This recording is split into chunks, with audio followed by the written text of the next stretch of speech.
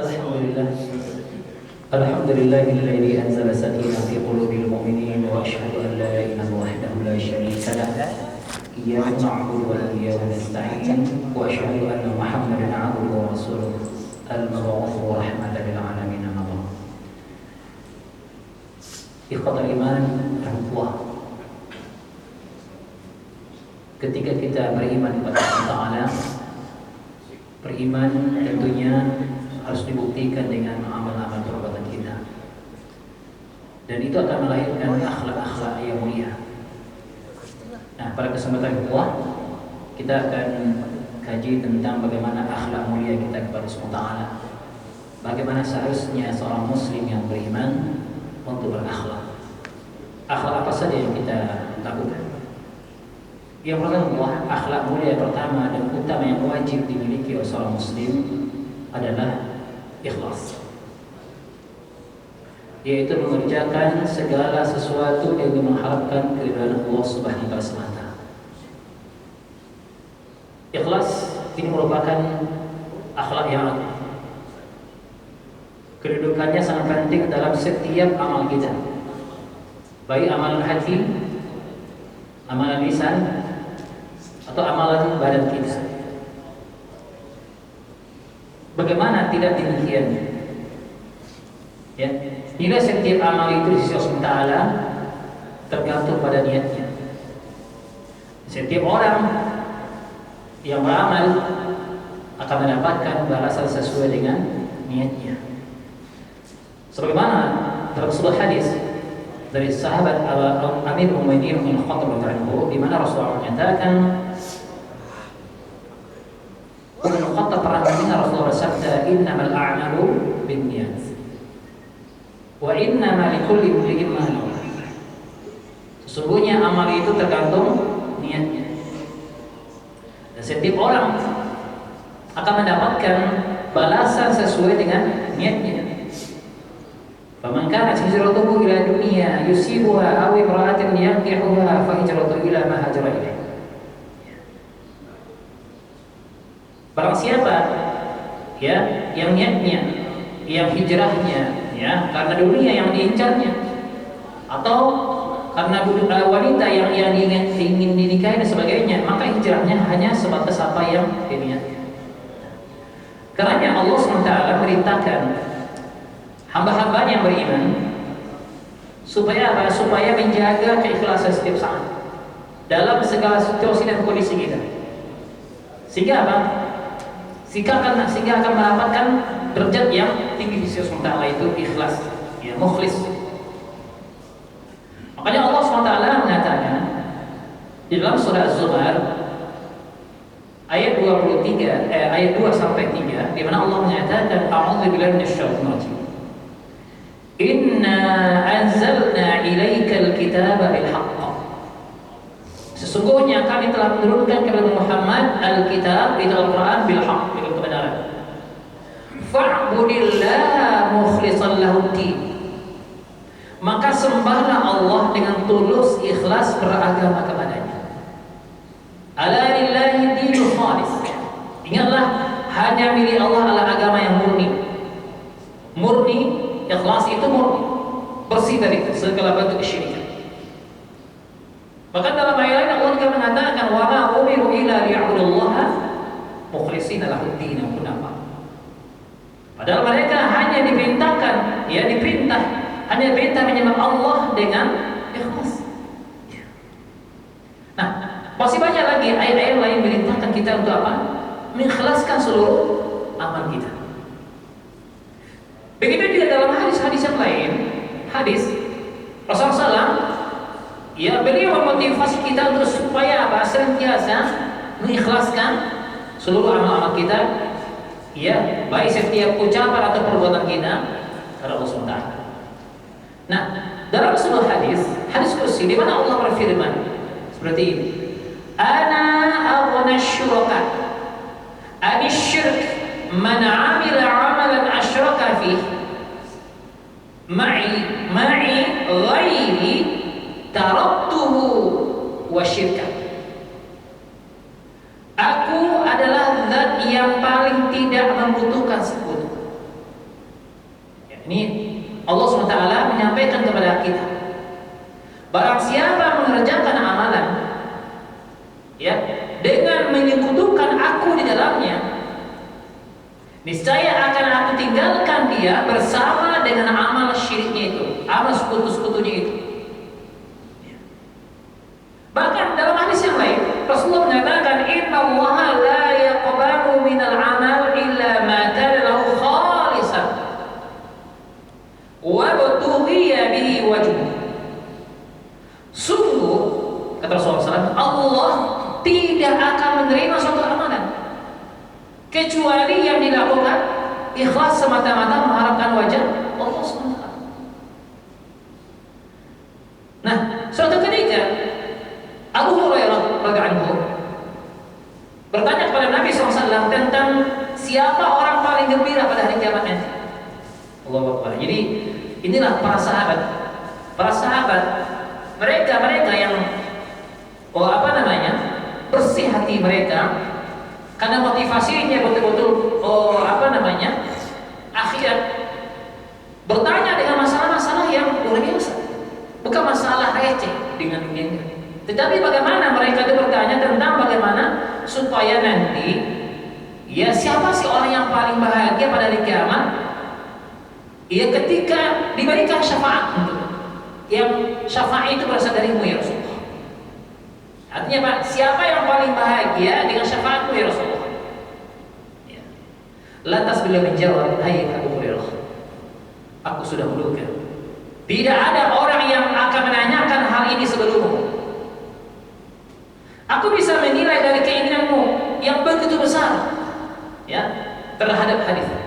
Ya, memang begitulah Abu Hurairah, ciri khas beliau antusias, beliau haus dengan petua-petua Rasulullah SAW dan bahkan mengharapkan bagaimana selalu bersama Rasulullah SAW. Setelah memuji sahabat yang mulia itu, Nabi SAW bersabda, as'adun nasi bi syafaati. Lihat, kata Rasulullah SAW, orang as'ad, jadi isim tafdhil, orang yang paling bahagia di antara sekian manusia. Ada manusia yang paling bahagia dengan syafaatku yaumul qiyamah, pada hari kiamat. Kata Rasulullah, man qala la ilaha illallah khalisan min qalbihi aw nafsihi, yaitu orang yang mengucapkan la ilallah, yang betul-betul berlahir dari lubuk hatinya paling dalam, tidak ada Tuhan yang berhak diibadahi dengan benar kecuali Allah, dengan ikhlas dari hati dan jiwanya. Ini orang paling bahagia dan tidak akhirat. Artinya di sini jelas bagaimana? Ya, mungkin itulah alasannya mengapa Rasulullah selalu berupaya menjaga keikhlasan, beribadah kepada Allah dengan banyak berzikir kepadanya. Nah, ikhlas, begitu juga Abdullah bin Zubair pernah meriwayatkan bahwasanya setiap kali selesai sholat beliau membaca zikir.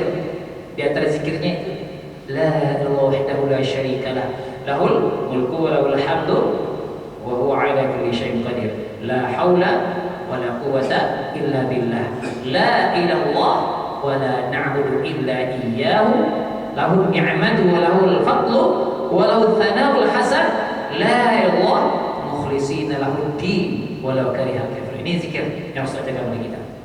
Ya, lihat Allah jangan ketika ikram kita mukhlishina lahuddin. Ya.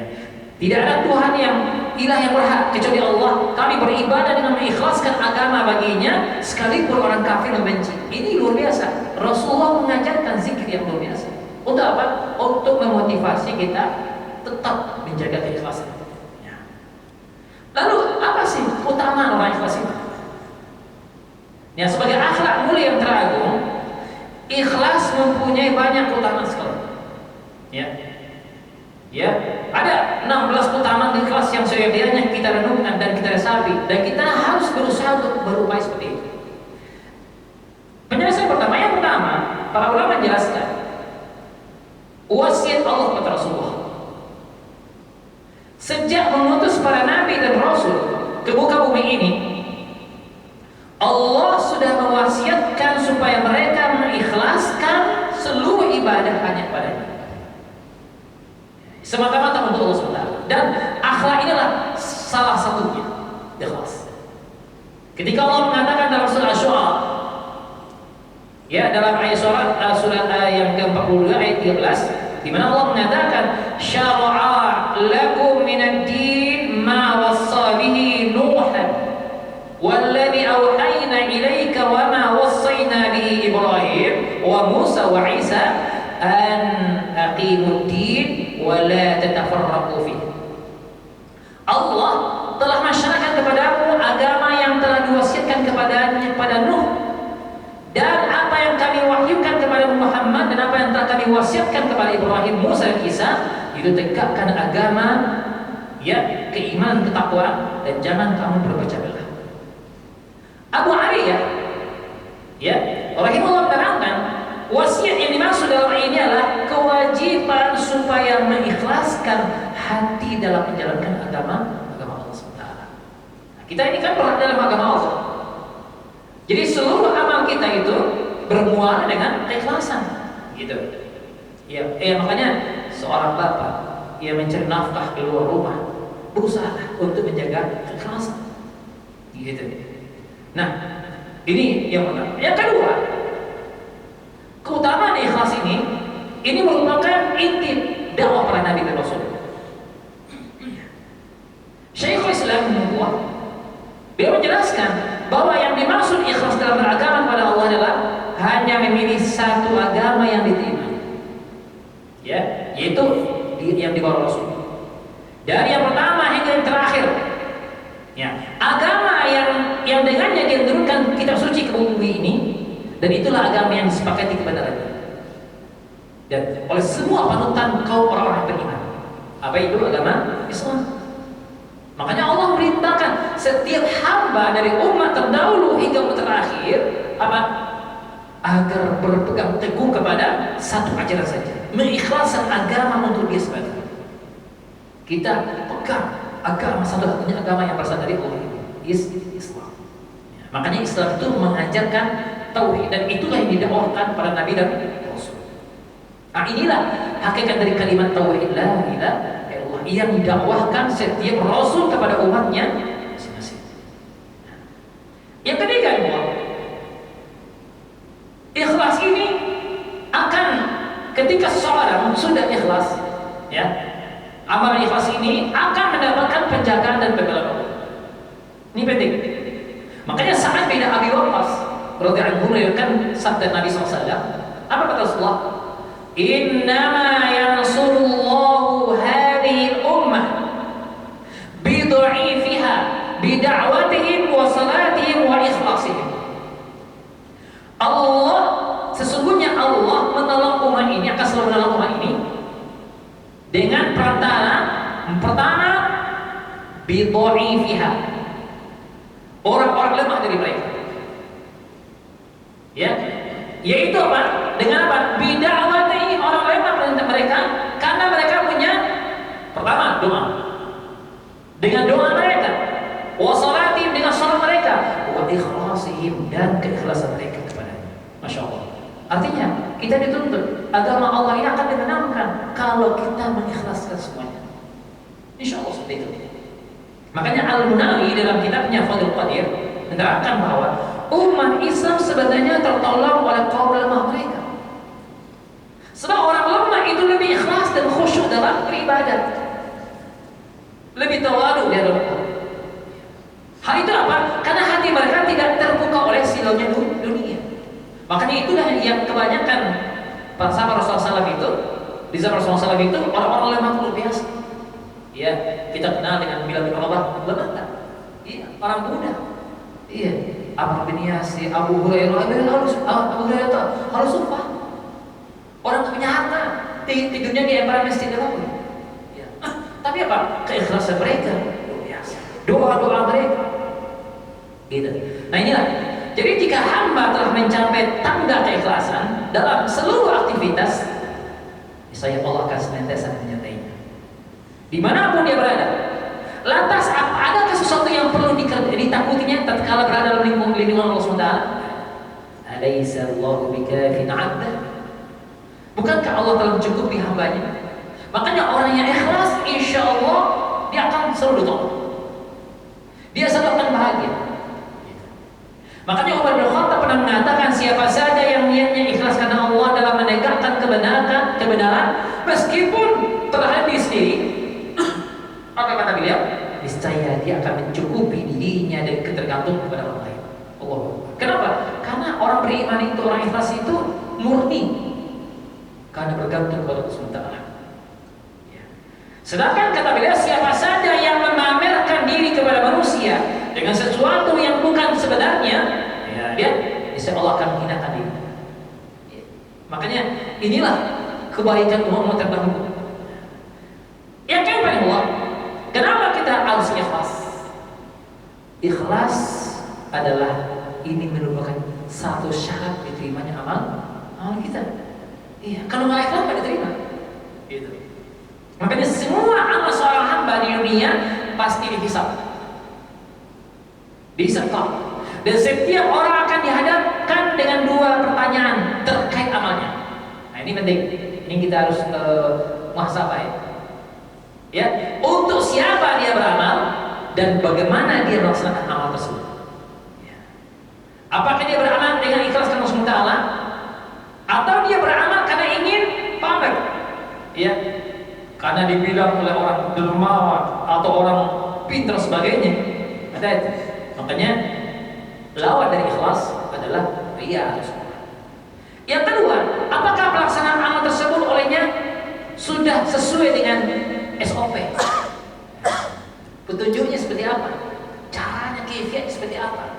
Nah inilah Rasulullah utusan Allah itu, Rasulullah itu hadir untuk umat, untuk bagaimana menerangkan bagaimana cara beribadah kepada Allah SWT.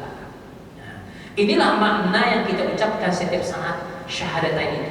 Asyhadu an la ilaha illallah wa asyhadu anna Muhammadar Rasulullah. Aku bersaksi bahwa tiada Tuhan yang berhak diibadahi dengan mana kecuali Allah. Artinya inilah ikhlas. Wa asyhadu anna Muhammadar Rasulullah. Aku bersaksi bahwa Nabi Muhammad SAW adalah utusan Allah. Ini maknanya bagaimana kita meneladani sunnah beliau dalam beribadah kepada Allah. Ini harus diketahui. Gitu.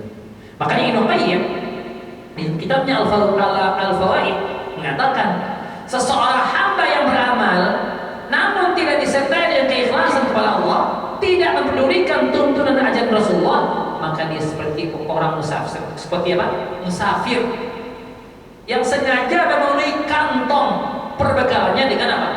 Pasir. Kira-kira ada nggak? Kita dalam perjalanan ini, ternyata kantong dia itu dipenuhi pasir. Untuk apa pasir?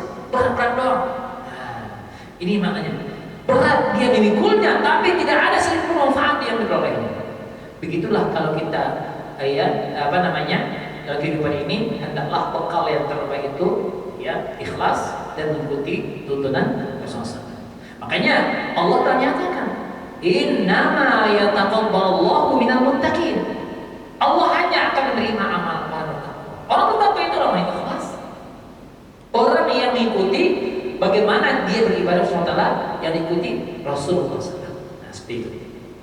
Makanya dalam hadis yang lain Rasul juga mengatakan tadi apa? Innallaha, Allah tidak akan menerima la yaqbalu min amal, tidak akan menerima amal kecuali maka khalisan wa rudiha bihi wajah, kecuali orang-orang yang beramal ikhlas untuk mengharapkan wajah Allah SWT. Ya. Yang kelima, apa kata ikhlas? Ikhlas itu akan membersihkan hati dari dengki itu. Ya. Keikhlasan ini ibarat air jernih yang membasuh mata hati. Dengan keikhlasan seorang itu akan dapat apa? Memurnikan kalbunya dari sifat dengki dan khianat. Itulah mengapa dia menjadi sumber bagi semua kebahagiaan. Makanya dalam sebuah hadis Abdullah bin Mas'ud, di mana Rasulullah menyatakan, semoga Allah menyinari seseorang yang mendengar sabdaku kata Rasulullah. Ya, dia memahaminya, menghafalnya, lalu menyampaikannya. Betapa banyak orang yang menghafal hadis kemudian dia menyampaikan kepada orang yang ternyata menjadi lebih paham tentang hadis itu daripadanya. Tapi ada 3 hal yang akan menjaga kebersihan hati seorang mukmin kata beliau dari duki tersebut. Apa itu? Mengikhlaskan amal hanya untuk Allah. Memberi nasihat kepada pemimpin kaum muslimin dan tetap bersama jamaah karena doa kaum muslimin senantiasa menyertai mereka. Berarti di sini Rasulullah menyebutkan yang pertama mengikhlaskan amal. Ini membersihkan hati kita dari sifat dengki. Nah, begitulah keutamaan dari ikhlas. Yang terakhir yang keenam adalah mendatangkan kedamaian bagi hati. Ya. Mendatangkan kedamaian. Ya. Allah mengetahui apa yang ada dalam hati Nabi kita Muhammad SAW berupa keikhlasan dan ketulusan niat mereka. Ini niat beliau. Nah, ketika Allah mengatakan laqad radhiyallahu 'anil mu'minin, sungguh Allah telah meridai orang mukmin ketika mereka berjanji kepada Muhammad di bawah pohon. Baitul Ridwan ketika dia mengatakan apa yang ada dalam hati mereka, lalu dia memberikan ketenangan atas mereka dan memberikan balasan dengan kemenangan yang dekat. Ya, wa athabahu fathan qariba. Artinya di sini dia Allah memberi ketenangan, ketentraman dalam hati orang beriman itu. Ini sebuah sebagaimana buah atau hasil nyata dari keikhlasan hati para sahabat ketika itu. Masya Allah, luar biasa.